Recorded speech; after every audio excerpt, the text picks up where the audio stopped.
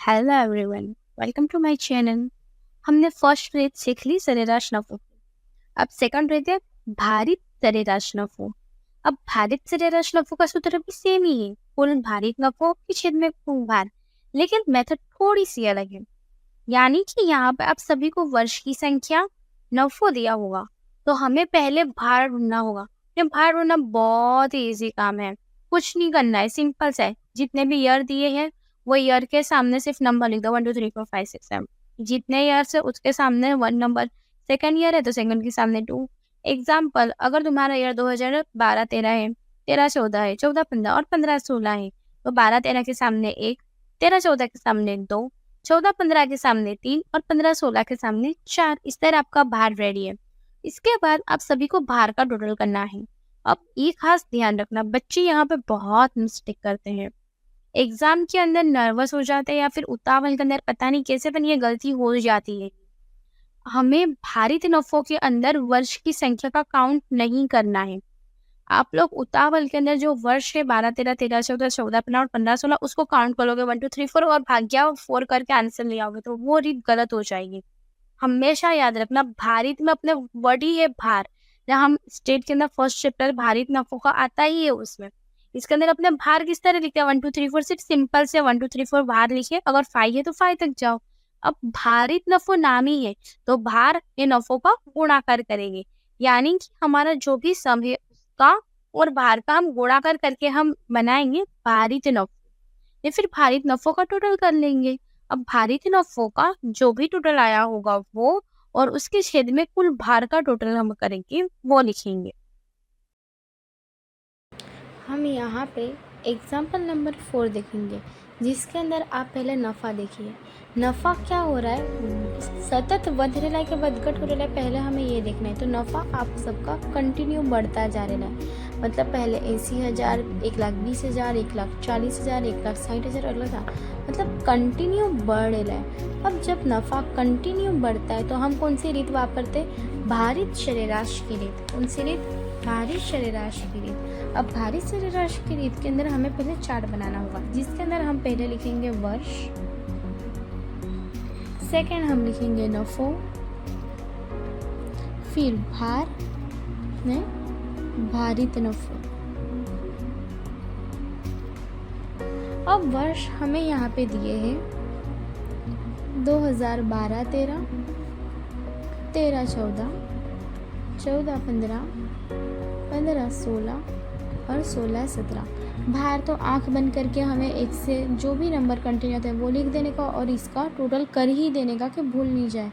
तो 15। नफ़ा हमें क्या दिया है, 80,000, 1,20,000, 1,40,000, 1,60,000 और 1,70,000। यानी कि मेरा कुल प्रॉफिट वो बढ़ता ही जा रहा है, कम हो रहा नहीं है। तो हम कौन सी रीत वापरेंगे, भारित सरेराश की रीत।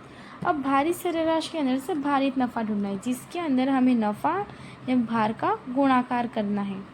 नफ़ा ने भार का हम गुणाकार करेंगे तो हमें को मिलेगा भारित नफ़ो, यानी कि इसका गुणाकार 80,000, 2,40,000, 4,20,000, 6,40,000 ने 8,50,000 ने। फिर हमें इस सब का टोटल करना है, तो हमारा टोटल आएगा 22,30,000। मेरी ट्यूशन्स में कई सारे बच्चे आते हैं और उनमें से कुछ बच्चों ने ये मिस्टेक ट्यूशन के एग्ज़ाम में की है। उन्होंने, जब मैंने टेस्ट ली थी इस चैप्टर की, तो उन्होंने भारित नफ़ो परफेक्ट शोधा और भारित सरेराश के सूत्र के अंदर हम रखते हैं कुल भार, मतलब कि भार का टोटल। उन्होंने गलती से ये वर्ष गिन डाले 1 2 3 4 5 और यहाँ पे उन्होंने 5 रख दिया, जिसकी वजह से उनका आंसर रॉन्ग। तो पूरा दाखला अधिक नफ़ा मूल्यकृत नफ़ा जो भी सम्स में ये था वो अक्खा दाखला ही मैंने खोटा दिया। तो ये मिस्टेक आप लोग नहीं करना। ये चीज़ हमेशा मैं बच्चों को कहती हूँ कि ये उतावल में या नर्वस में आप लोग करते हो, तो ये चीज़ याद रखना, जब भी सरेराश नफ़ा है तो हम वर्ष की संख्या लिखते हैं, लेकिन भारित सरेराश नफ़ा है तो भार का टोटल लिखते हैं। ये ज़रूरी नहीं है कि हर बार भार का टोटल 15 ही आए, कुछ बार 10 भी आ सकता है और उससे ज़्यादा भी आ सकता है। अब हम ना सूत्र में ये चीज़ अप्लाई करेंगे। तो हमारा सूत्र रहेगा भारित नफ़ो बराबर कुल भारित नफ़ो छेदमा कुल भार। अब भारित नफ़ो मेरा है 22,30,000 और मैंने भार ढूंढा था वो मेरा है 15, यानी कि मेरा भारित नफ़ो आया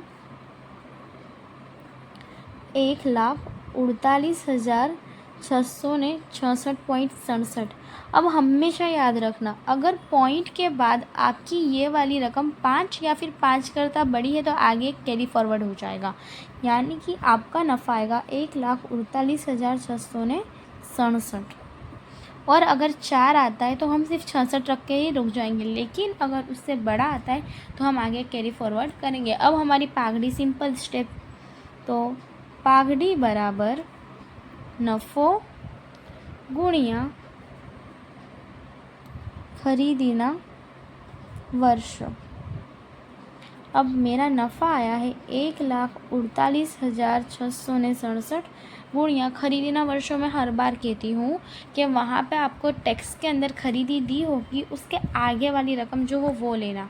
तो यहाँ पे खरीदी के आगे मेरी रकम है 3, तो इसका मेरा पागड़ी का आंसर आया, पागड़ी बराबर 4,46,001। ने जो भी आंसर आया उसको प्लीज़ बॉक्स में बनाना। जितने आप पेपर सेटर को चेकिंग की सुविधा दोगे ना, उतना वो आपके मार्क्स इंक्रीज़ करेंगे। अगर पेपर सेटर को आपके प्रॉब्लम दाखिले में दिखती है या चेकिंग करने में उनको प्रॉब्लम होती है तो फिर उनको लगेगा कि ये बच्चा अच्छा नहीं है, तो उसकी वजह से आपके मार्क्स कट हो सकते हैं। आई होप आप सबको मेरे वीडियोस पसंद आ रहे होंगे, तो please like, share and subscribe.